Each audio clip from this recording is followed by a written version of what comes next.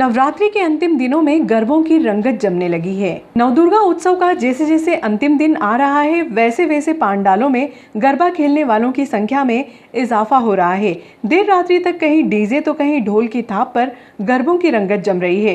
अंतिम दिन पुरस्कार वितरण के साथ साथ कन्या पूजन का आयोजन भी किया जाएगा, जिसको लेकर समिति के सदस्यों द्वारा तैयारियां की जा रही हैं। चंबल नदी के कैचमेंट एरिया में बारिश होने से लगातार छठे दिन भी मां चामुंडा का आंगन पानी से सराबोर रहा। मंदिर के सोहन गुरु के अनुसार वर्ष 2019 में भी इस तरह की स्थिति बनी थी, जिसके कारण श्रद्धालुओं को छोटी पुलिया से माता रानी के दर्शन करने पड़े थे।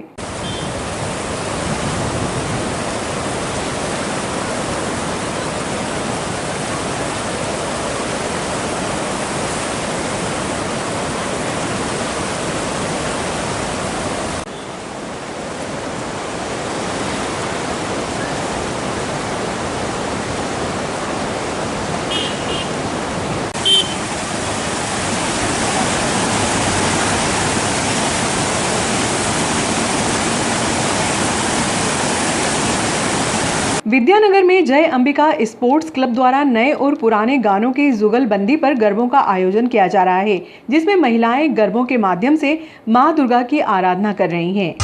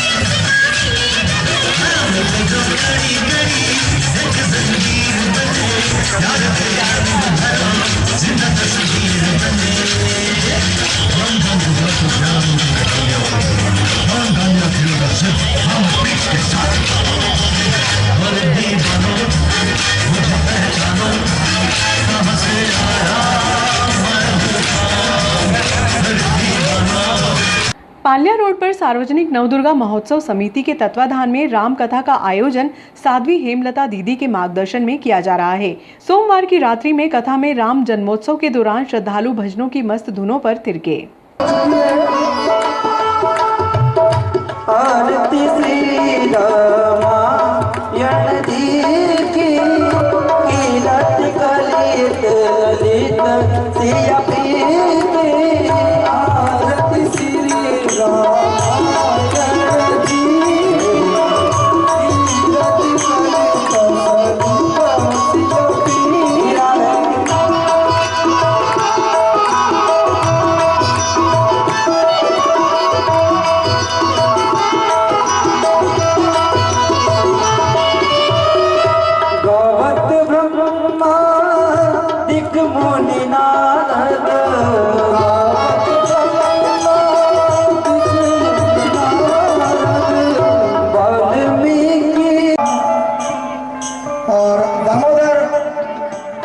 जूना गुजराती दर्जी समाज से हमारे बीच राधेश्याम जी मकवाना साहब, श्री गोपाल जी मकवाना साहब, श्री ईश्वरलाल जी मकवाना साहब, बाबूलाल जी मकवाना साहब, अशोक जी चौहान साहब, मुकेश जी चावड़ा साहब, हमारे बीच श्री राजेश जी मिश्रा साहब, विजय जी पेड़वा साहब, नरेंद्र जी मानी साहब, सुरेंद्र सिंह जी रघुवंशी साहब,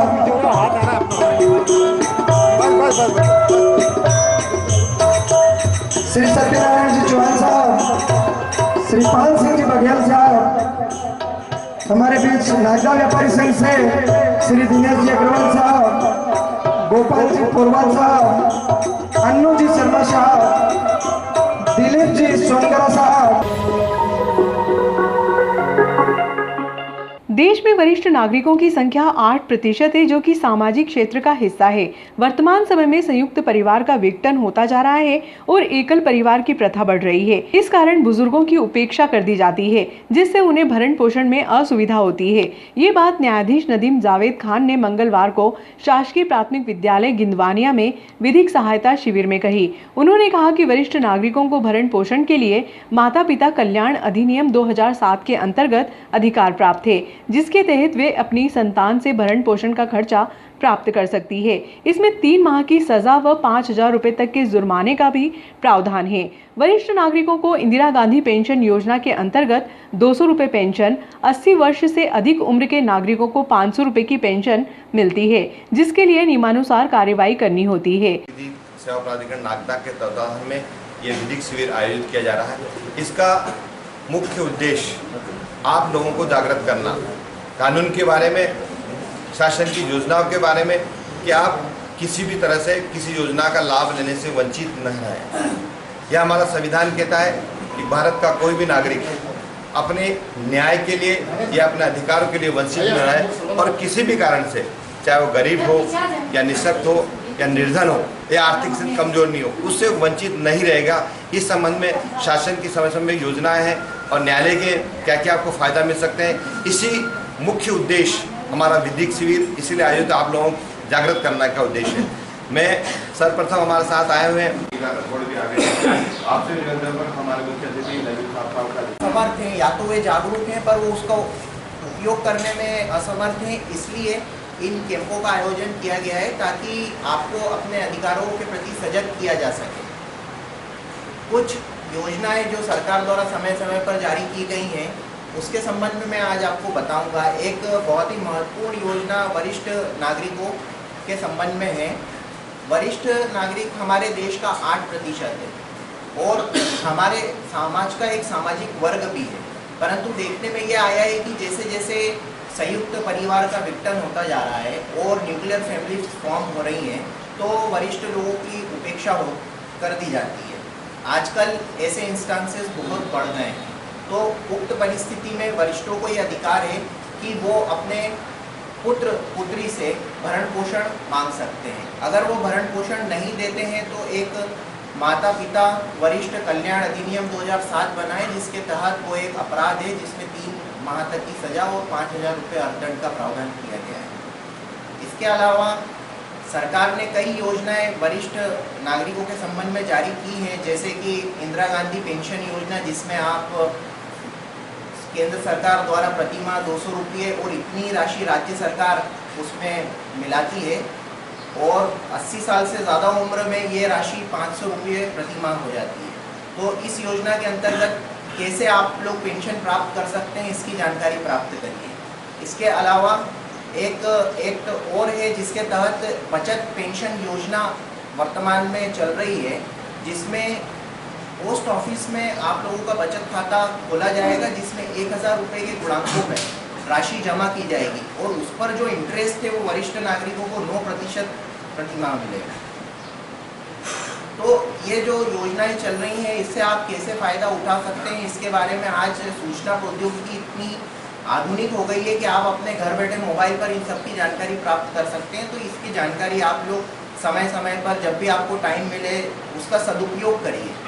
इसके अलावा एक आपदा पीड़ित प्रतिकर योजना वर्ष 2010 में लागू की गई थी, जिसमें आपदा अगर घटित होती है, चाहे वो मानव जनित हो या प्राकृतिक हो, जैसे बाढ़ है, सूखा है, बीमारी है, या किसी प्लांट में कोई गैस का रिसाव हो गया है, तो जिससे जो हानि हुई है, तो उन हानि की दशा में आप अपने जो हानि उठाई है उसको कैसे दूर करेंगे। एक कोर कमेटी का निर्माण किया गया है, जिसमें एक जुडिशियल ऑफिसर तहसील का, एक वरिष्ठ अभिभाषक, एक रेवेन्यू का ऑफिसर और एक गैर सरकारी संगठन।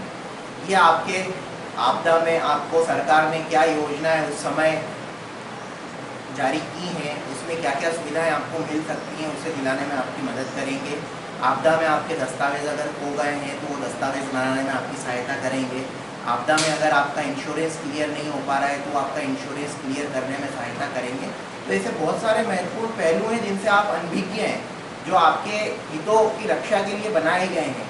तो अपने आसपास ज्ञान एकत्रित करिए, चाहे वो मोबाइल के माध्यम से हो या सामूहिक चर्चा के माध्यम से हो। अपने आप को दिन प्रतिदिन आगे बढ़ाने की कोशिश करिए।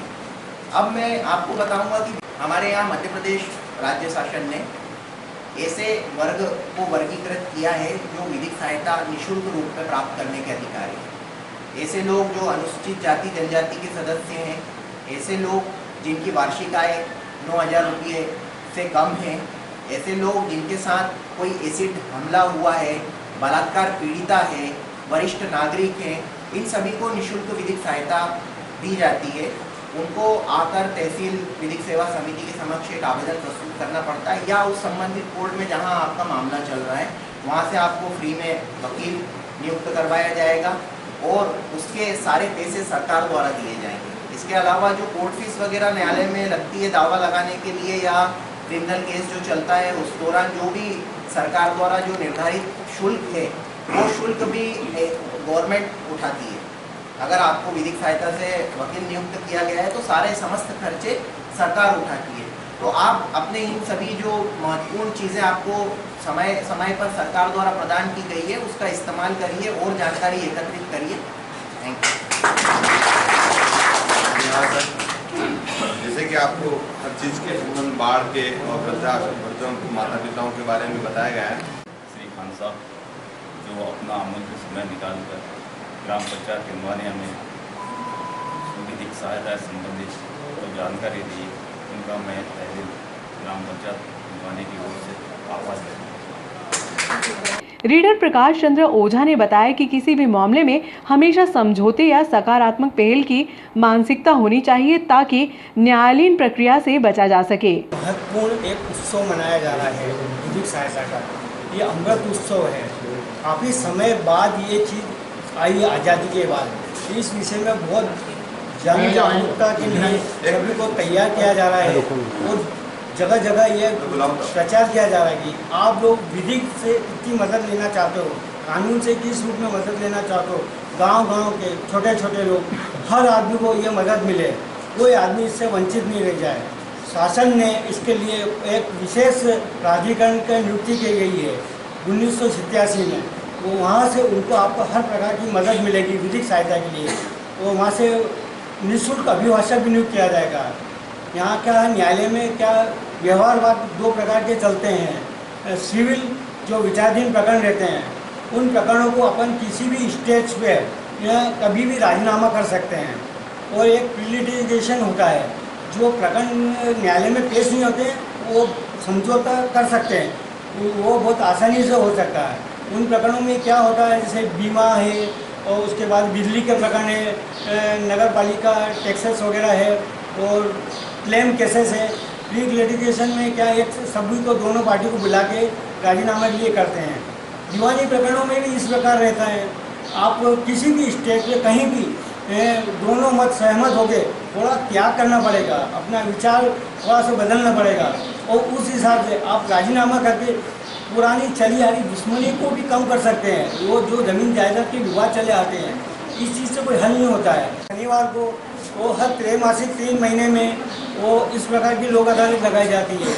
आप सबको मैक्सिमम से मैक्सिमम उपस्थित होकर वहाँ अगर आपके प्रकरण चलते हैं तो उन सब का लाभ लेना चाहिए।